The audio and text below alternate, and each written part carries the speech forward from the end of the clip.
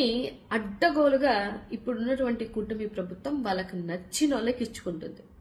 ఇచ్చింది ఏ స్వాతంత్ర సమరయోధుడికో లేకపోతే ప్రజలకో ఇచ్చారనుకోండి, నేను కూడా ప్రశ్నించను, మీరు కూడా ప్రశ్నించాల్సిన అవసరం కూడా లేదు.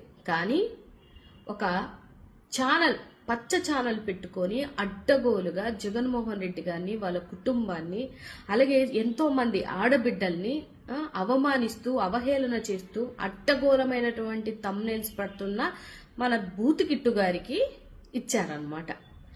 70 సెంట్లు వచ్చేసి దగ్గరగా 70 సెంట్లు, 50 సెంట్లు వచ్చేసేమో ఏబిహెచ్బి భూమ్స్, 20 సెంట్లు వచ్చేసేమో ప్రభుత్వం భూములు.